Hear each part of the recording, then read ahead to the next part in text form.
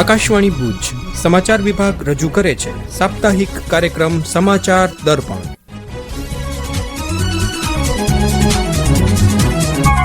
સૌપ્રથમ નજર કરીએ આજના અંકમાં સામેલ મહત્વના સમાચારો પર. કચ્છમાં સાર્વત્રિક વરસાદ પડતા ખેડૂતો અને માલધારીઓમાં ફેલાઈ ખુશીની લહેર. રાષ્ટ્રીય ગ્રામ સ્વરાજ અભિયાન અંતર્ગત પંચાયતી રાજના નવનિયુક્ત પ્રતિનિધિઓ માટે ભુજ ખાતે યોજાઈ વિશેષ તાલીમ શિબિર. અને જિલ્લા ફેર હેઠળ બદલી પામેલા 145 જેટલા શિક્ષકો માટે જિલ્લા શિક્ષણ તંત્ર દ્વારા કરવામાં આવેલ ઝડપી કામગીરીના કારણે એક જ દિવસમાં પૂર્ણ કરાઈ સમગ્ર પ્રક્રિયા.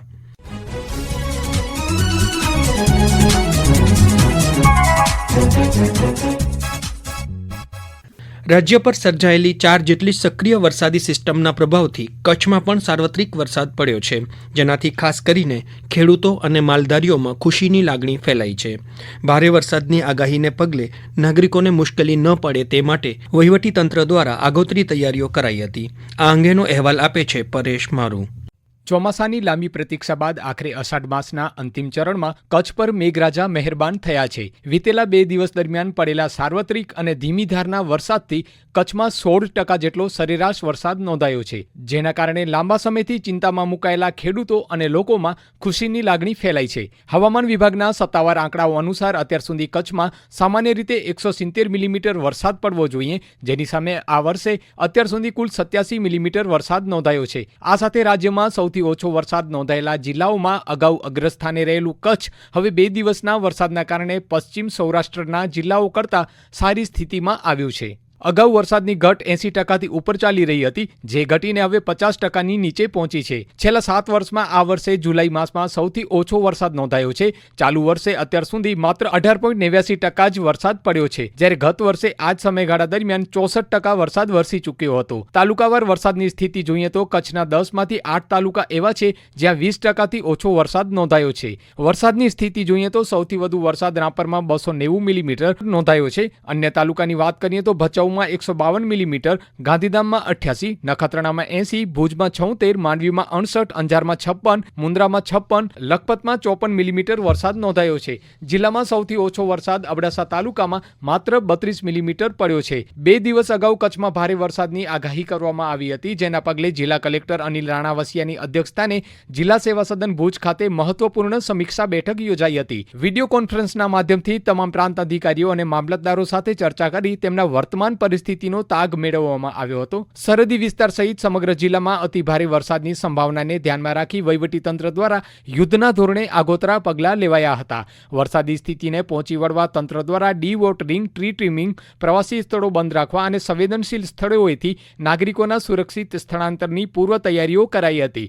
આ ઉપરાંત એનડીઆરએફ, એસડીઆરએફની ટીમોનું ડિપ્લોયમેન્ટ કરવામાં આવ્યું હતું. રોડ રિસ્ટોરેશનની કામગીરીની સાથે બંધ થયેલા રસ્તાઓ પર પૂરતો પોલીસ બંદોબસ્ત ગોઠવવામાં આવ્યો હતો. નાગરિકોની સલામતી માટે જોખમી કોઝવે, નાળાઓ અને ભરાયેલા પાણીમાં ન ઉતરવા ખાસ અપીલ કરાઈ હતી. નાગરિકોને કોઈ પણ મુશ્કેલી ન પડે તે માટે કલેક્ટરશ્રીના માર્ગદર્શન હેઠળ ભુજ ખાતે રાઉન્ડ ધ ક્લોક જિલ્લા કંટ્રોલ રૂમ કાર્યરત કરાયો છે. તંત્રની આ સક્રિય અને આગોતરી આયોજનબદ્ધ કામગીરીથી કચ્છમાં ભારે વરસાદની સ્થિતિ દરમિયાન જાનમાલનું નુકસાન અટકાવી શકાયું હતું. સમાચાર દર્પણ માટે પરેશ મારુ, ભુજ.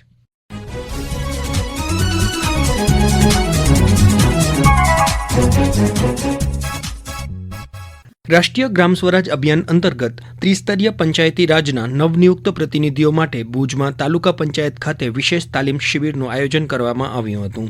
ભુજના તાલુકા વિકાસ અધિકારી પીવી ઠક્કરે આ અંગે વધુ માહિતી આપી હતી. આજ રોજ 23 જુલાઈ 2026ના રોજ તાલુકા પંચાયત ભુજ ખાતે RGS રાષ્ટ્રીય ગ્રામ સ્વરાજ અભિયાન અંતર્ગત નવનિયુક્ત ચૂંટાયેલા ગ્રામ પંચાયત, તાલુકા, જિલ્લા પંચાયતના પદાધિકારીશ્રીઓની એક તાલીમનું આયોજન કરવામાં આવ્યું હતું. પંચાયત ગ્રામગૃહ નિર્માણ અને શશિકુંડ જૂનાગઢના સંયુક્ત ઉપક્રમે. તેમાં જૂનાગઢથી વધારેલા આપણા જે માસ્ટર ટ્રેનર છે એમના દ્વારા જે નવનિયુક્ત પદાધિકારીશ્રીઓ છે એમને ગુજરાત પંચાયત અધિનિયમ 1993 અંતર્ગત વિવિધ જોગવાઈઓ છે એની વિગતવાર તાલીમ આપવામાં આવી, એ અંગે માર્ગદર્શન આપવામાં આવ્યું. સાથે સાથે સરકારશ્રીની હાલની વતન પ્રેમ, પંચવટી, તીર્થગામ, પાવનગામ આવી અઢળક યોજનાઓ વિશે વિગતવાર ચર્ચા કરવામાં આવી, માર્ગદર્શન આપવામાં આવ્યું અને ગ્રામ પંચાયતના સરપંચશ્રીઓ, પદાધિકારીશ્રીઓના જે પ્રશ્નો હતા એને સોલ્વ કરવામાં આવ્યા. કહેવાય ને ત્રિસ્તરીય પંચાયતી રાજમાં ગ્રામ પંચાયત, તાલુકા પંચાયત, જિલ્લા પંચાયતનું જે માળખું છે એમાં પંચાયતી રાજ જે કહેવાય કે જેના ઉપર જેના નીતિ નિયમોના આધારે આ ત્રિસ્તરીય પંચાયતી રાજ કામ કરતી હોય છે, તો એ ગુજરાત પંચાયત અધિનિયમ અંતર્ગત જેટલી કલમો છે, અગત્યની કલમો વિશે અને જેટલી યોજનાઓ સરકારશ્રીની પંચાયતને લગતી છે એના વિશેની માર્ગદર્શનને તાલીમ આપવામાં આવી.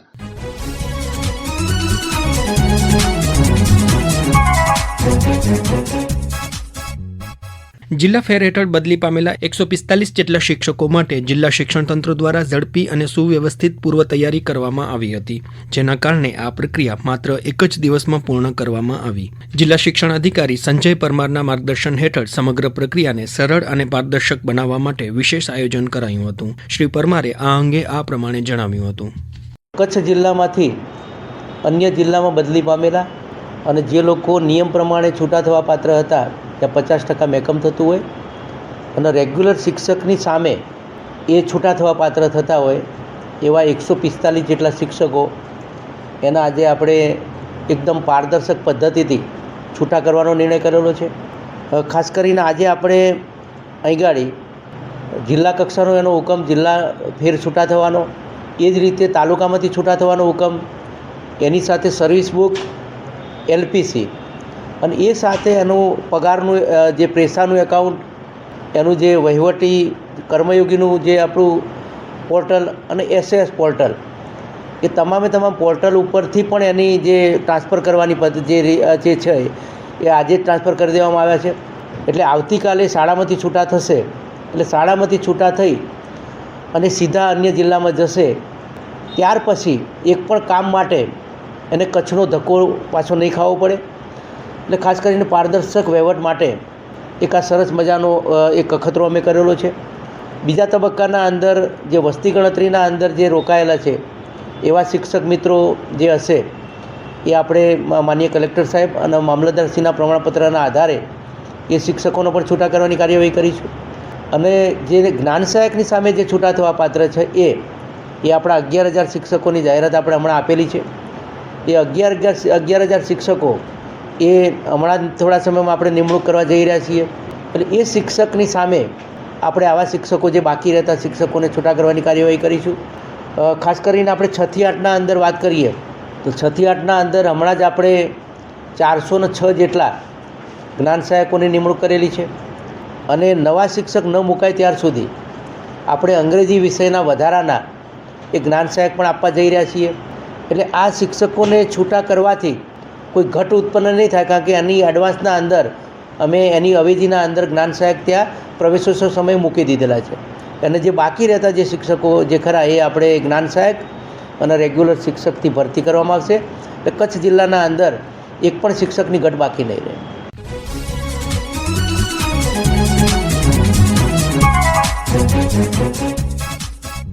ત્રેવીસમી જુલાઈએ રાષ્ટ્રીય પ્રસારણ દિવસની ઉજવણી કરવામાં આવી. આ અંગે વધુ માહિતી આપે છે શીતલ વૈષ્ણવ.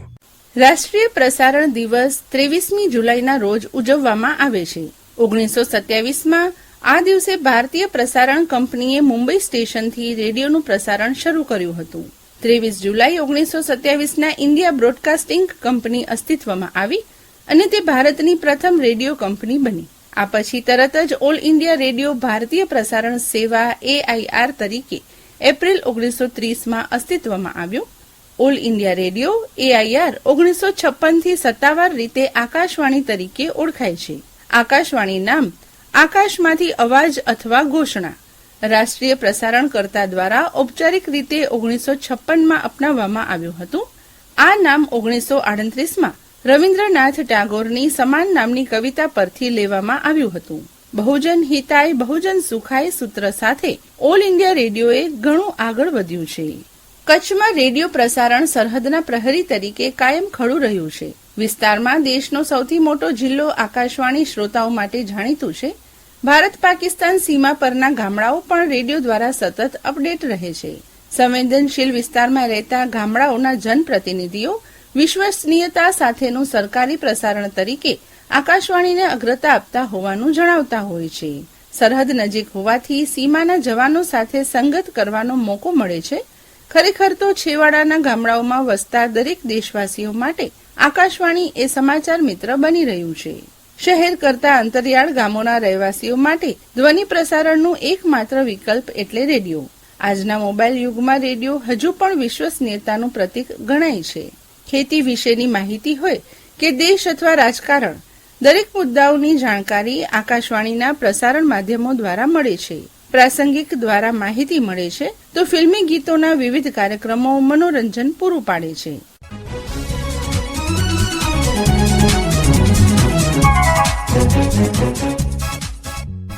શ્રોતા મિત્રો, હવે વિતેલા સપ્તાહના કચ્છના અન્ય મહત્વના સમાચારો પર એક નજર કરીએ. પ્રસ્તુત કરી રહ્યા છે કલ્પના શાહ. આગામી રક્ષાબંધનના તહેવારને ધ્યાનમાં રાખીને ટપાલ વિભાગ દ્વારા વિદેશમાં વસતા પ્રિયજનો સુધી રાખડી અને ભેટ સુરક્ષિત તથા સમયસર પહોંચાડવા માટે ખાસ રાખડી ઓફર શરૂ કરવામાં આવી. જિલ્લામાં મત્સ્ય પ્રવૃત્તિ સાથે સંકળાયેલા તમામ બોટ અને હોડી ધારક માછીમારો તેમજ મત્સ્ય વેચાણ કરતા વેપારીઓ યોજનાઓનો લાભ લેવા માટે 31મી જુલાઈ સુધીમાં આઈ ખેડૂત પોર્ટલ પર ઓનલાઈન અરજી કરી શકશે. એક્સકેવેશન એટ ધોળાવીરા પ્રોજેક્ટ હેઠળ 3 વર્ષ ચાલશે સંયુક્ત સંશોધન. કચ્છ અને ઓક્સફર્ડ યુનિવર્સિટી વચ્ચે થયા કરાર. ભુજ તાલુકાના એરંડાવલી ગામમાં પશુઓના રોગ નિદાન અને સારવાર માટે કેમ્પ યોજાયો. કચ્છ મ્યુઝિયમ અને પુરાતત્વ વિભાગના સંયુક્ત ઉપક્રમે કેરા શિવ મંદિર ખાતે લાઈવ સ્કેચિંગ આઉટરીચ પ્રોગ્રામ યોજાયો. ભારે વરસાદ દરમિયાન કોઈપણ પ્રકારની ઇમરજન્સી અથવા મદદની જરૂરિયાત ઊભી થાય તો પશ્ચિમ કચ્છ જિલ્લા પોલીસ કંટ્રોલ રૂમ અથવા ઇમરજન્સી સેવા નંબર 112 પર તાત્કાલિક સંપર્ક કરવા જણાવાયું. કચ્છ યુનિવર્સિટી દ્વારા શરૂ કરાયેલા એક્સટેન્શન સેન્ટરોની શ્રેણીમાં ધોરડો ખાતે નવા સેન્ટરનો પ્રારંભ કરાયો. ગુજરાત રાજ્ય સંસ્કૃત બોર્ડના અધ્યક્ષ હિમાંજય પાલીવાલની કચ્છ મુલાકાત દરમિયાન જિલ્લામાં સંસ્કૃત ભાષાના પ્રચાર પ્રસાર અને સંવર્ધનને કેન્દ્રમાં રાખી શાળાઓ, ગુરુકુળ, કચ્છ યુનિવર્સિટી અને વિવિધ સંસ્થાઓમાં કાર્યક્રમોની શ્રેણી યોજાઈ.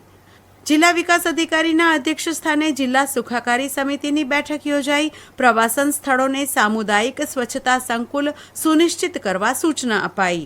રાપર તાલુકામાં થયેલા સારા વરસાદને કારણે મોટી હમીરપર ગામનું તળાવ છલકાતા ગ્રામજનોએ વાજતે ગાજતે વધામણા કર્યા.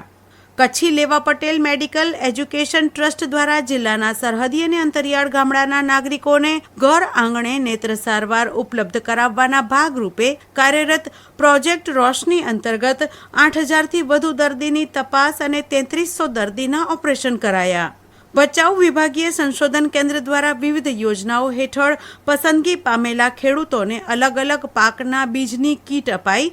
30 મહિલા લાભાર્થીને કિચન ગાર્ડન કીટ આપવામાં આવી. કચ્છમાં કૃષિ, બાગાયતી, ખાદ્ય પ્રોસેસિંગ અને નિકાસ ક્ષેત્રને વૈશ્વિક ઓળખ આપવા ભુજ તાલુકાના ભારાપર ખાતે બનનારા પ્રસ્તાવિત ફૂડ પાર્ક અંગે જિલ્લા વહીવટીતંત્ર દ્વારા સ્ટેક હોલ્ડર બેઠક યોજાઈ.